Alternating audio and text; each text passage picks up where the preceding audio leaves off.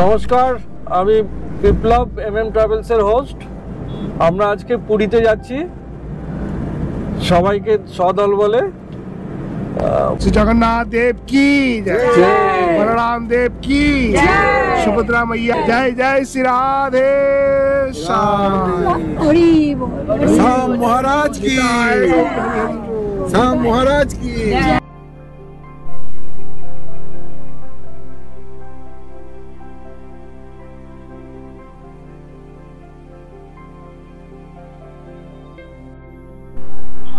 আমরা উড়িষ্যা ঢুকতে বর্ডারে মহাকালী হোটেলে নেমেছি, প্রায় উড়িষ্যা বর্ডারের কাছাকাছি।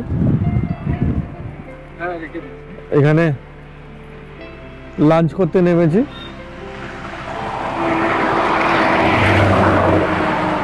এই হচ্ছে হাই রোড, আর একটুখানি আছে উড়িষ্যা, প্রায় বর্ডার। সব নামছে আস্তে আস্তে আস্তে করে আমাদের। নেমে এবার যাচ্ছি আমরা খেতে। আমরা মা কালী হোটেলে লাঞ্চ করছি। এখানে মাছ নেওয়া হয়েছে আর ডিম নেওয়া হয়েছে এবং বাকি ভেজ নেওয়া হয়েছে।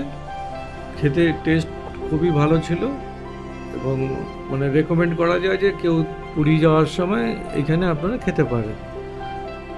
আমাদের এখানে ভালোই লাঞ্চ করলাম। ভালোই লাঞ্চ করে এবার বেরোচ্ছি। আমাদের প্রায় 1000-1500 টাকার মতো বিল হলো। আমরা সবাই খেলাম 7 জন। এবার এখান থেকে 2-2.5 ঘন্টা বালেশ্বর যেতে লাগবে। ওই বালেশ্বর থেকে আবার 4 কিলোমিটার ভেতরে ক্ষীরচোরা মন্দির আছে একটা, ওটা আমরা দর্শন করব। আমাদের শ্যাম মহারাজের অনুপ্রেরণায় বা ওনার নির্দেশ অনুযায়ী আমরা ওখানে যাচ্ছি। ওখানে গিয়ে আপনাদেরকেও দেখাবো, আমরাও দর্শন করব এবং ওর একটা পুরনো ইতিহাস আছে, সেটাও ওনার কাছ থেকে শুনবো, আপনাদেরকেও শোনাবো। আপনারা সঙ্গে থাকবেন।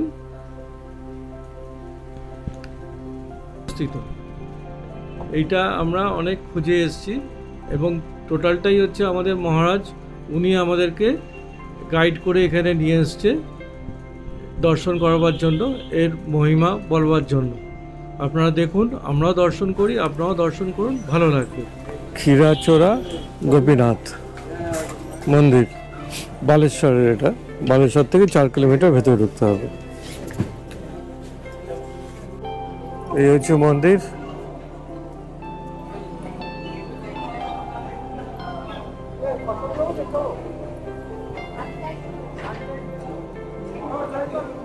ও ভেতরে ফটোগ্রাফি নিষিদ্ধ। মন্দির আমরা দর্শন করলাম। ভেতরে ক্যামেরা নিষিদ্ধ, আপনাদের দেখাতে পারলাম না।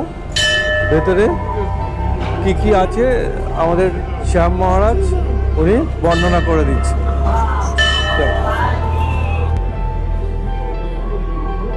এটা ক্ষীরচোরা গোপীনাথের মন্দির। আজ থেকে শ্রীমান মহাপ্রভু চৈতন্য মহাপ্রভু ছিলেন, তার গুরুদেব হচ্ছে ঈশ্বরপুরী, তার গুরুদেব হচ্ছে মাধবেন্দ্র পুরী। তো মাধবেন্দ্র পুরী বৃন্দাবনে গোবর্ধন পর্বতে ভগবান শ্রীকৃষ্ণের মূর্তি স্থাপিত করে 56 ভোগ আদি প্রসাদ ব্যবস্থা যখন করলেন, কিছুদিন পরে ভগবান শ্রীকৃষ্ণ বললেন, হে মাধবেন্দ্র, আমি বহুদিন ধরে পূজা পাঠ পাইনি এবং আমার শরীর চিকন হয়ে গেছে, তাই বৃন্দাবন জগন্নাথ পুরী থেকে মলয়, চন্দন আর কর্পূর নিয়ে এসে আমাকে গায়ে লেপন করো, তাহলে আমার গায়ে যে জ্বালা আদি সব নিবারণ হবে। তখন মাধবেন্দ্র পুরী ভগবান কৃষ্ণের বাসনা পরিপূর্ণ করার জন্য পদব্রজে, তখনকার দিনে পদব্রজে হেঁটে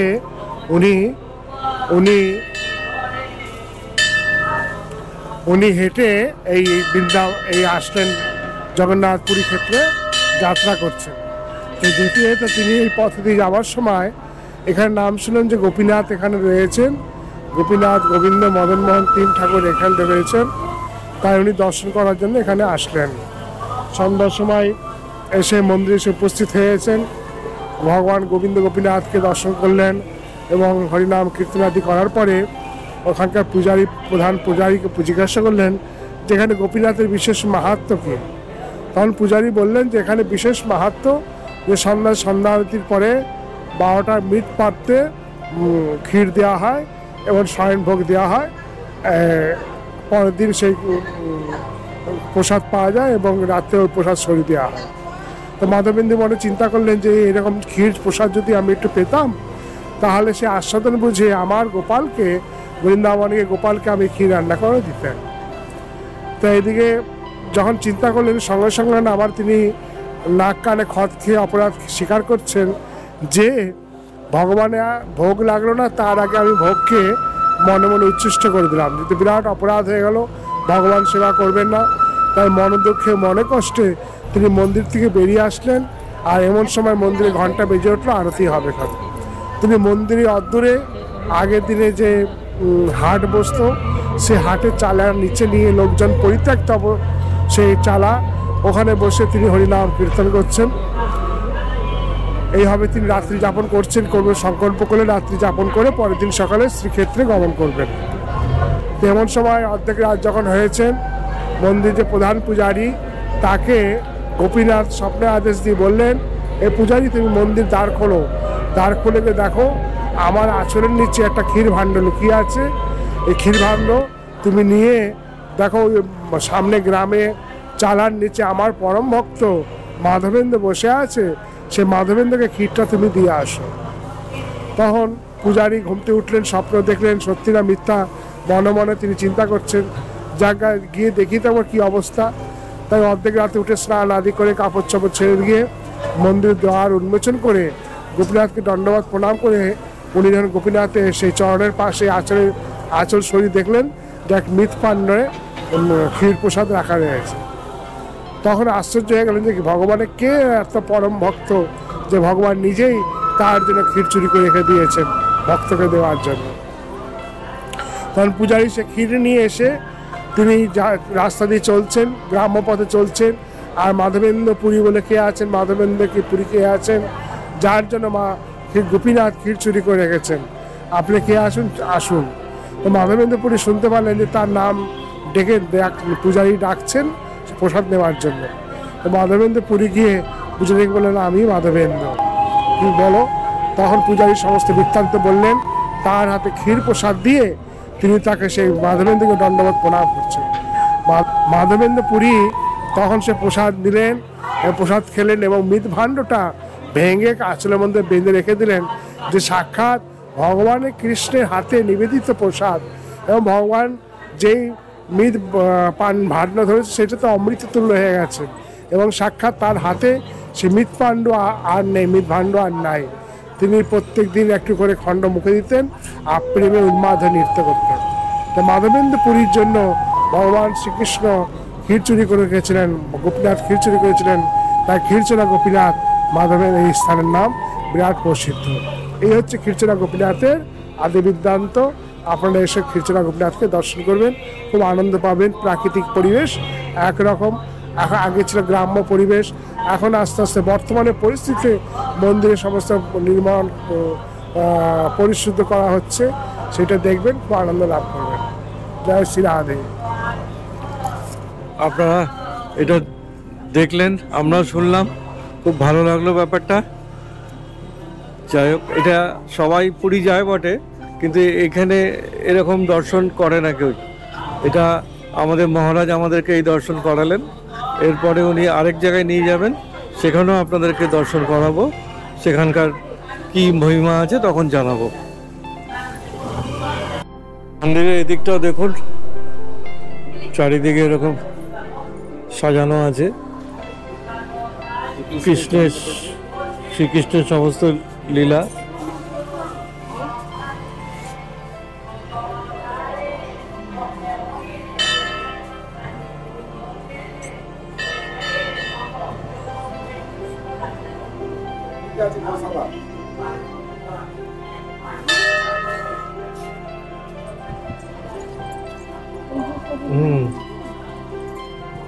গোশালা ওদিকে আছে এদের।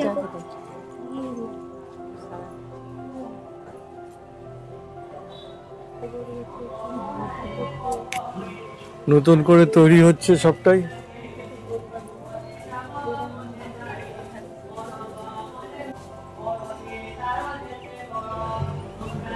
এখানে পাঠ হচ্ছে, গীতা পাঠ হচ্ছে। ওখানে গীতা পাঠ হচ্ছিল। বিভিন্ন দেব দেবীর চারিদিকে মূর্তি আছে, আর লীলাক্ষেত্র, কৃষ্ণের লীলাক্ষেত্র সব পুরোটাই স্ট্যাচু দিয়ে করা।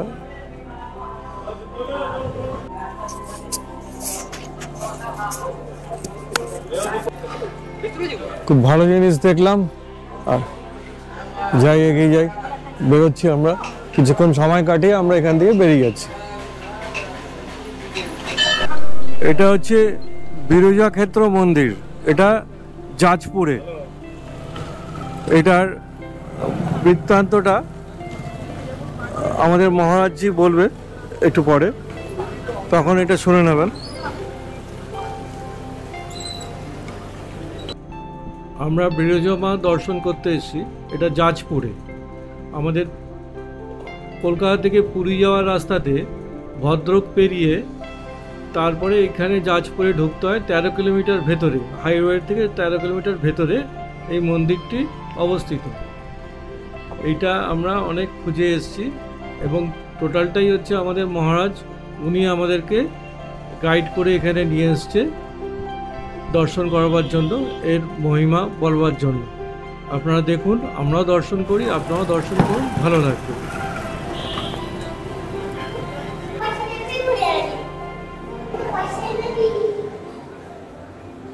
হচ্ছে মন্দিরের ভেতরটা, এটা দেখুন। ভেতর কি ঢোকা যাবে? এটা ক্যামেরা অ্যালাউ আছে? ক্যামেরা অ্যালাউ নেই।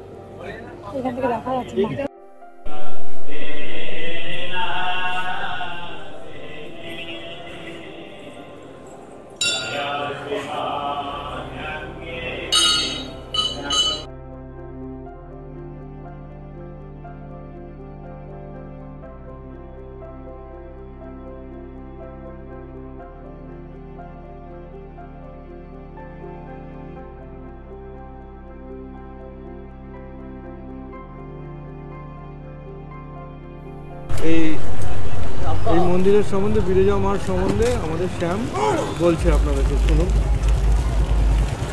আমরা এখন বিরজা ক্ষেত্রে দাঁড়িয়ে আছি, মা বিরজার মন্দিরে।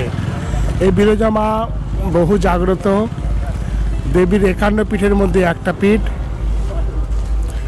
দেবীর এখানে নাভি পড়েছিল। সতী দক্ষ যজ্ঞে দেহটা যখন নিয়ে ঘুরে বেরিয়েছিল, তো যজ্ঞের সময় সে নাভিটা ওখানে যজ্ঞের স্থলে পড়েছিল। সেই যজ্ঞবেদী ভাসতে ভাসতে, সমুদ্রে ভাসতে ভাসতে এখানে এসে উপস্থিত হয়, এবং এখানে পরবর্তীকালে মায়ের একটা পীঠ হয়। সে বিরজা দেবীর সামনে কিছু দূর গেলেই বৈতরণী নদী দেখা যায়।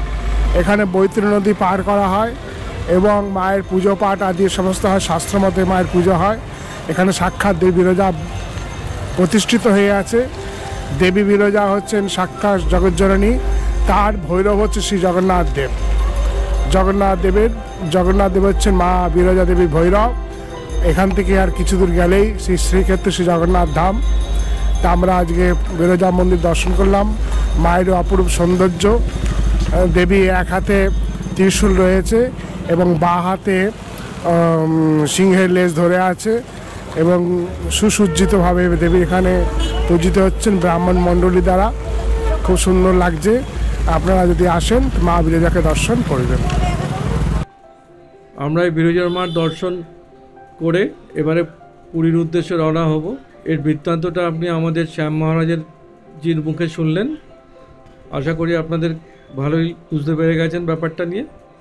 আমরাও বুঝলাম যে তার মহিমা। এবার আমরা পুরীর উদ্দেশ্যে রওনা হচ্ছি। এখান থেকে 1.5-2 ঘন্টা লাগবে, আমাদের বেশ রাত্রি হয়ে যাবে পুরী পৌঁছতে।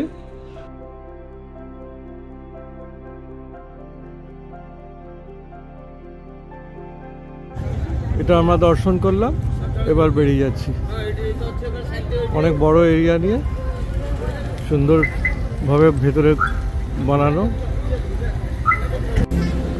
এই ভুবনেশ্বর আসার আগে এখানে কাঁকড়া পিঠে পাওয়া যায়। কাঁকড়া পিঠে খুব বিখ্যাত এখানকার। আপনাদের দেখাচ্ছি কাঁকড়া পিঠেটা।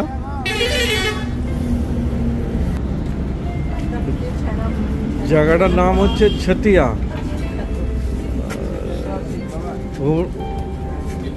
কটক, কটক কি এখানে কি কটক? হ্যাঁ এখনো ও কটকের আগে 27 কিলোমিটার আগে এটা পড়ে ছাতিয়া। এখানে কাঁকড়া পিঠে খুব বিখ্যাত। কি দিয়ে বানায় এটাকে? ময়দা নারকোল হচ্ছে দেখুন, চালগুলো কি দিয়ে হয়?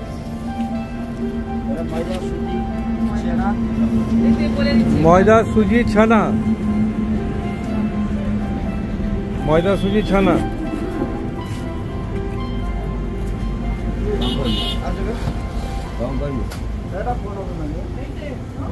ভাজছে কাঁকড়া পিঠে।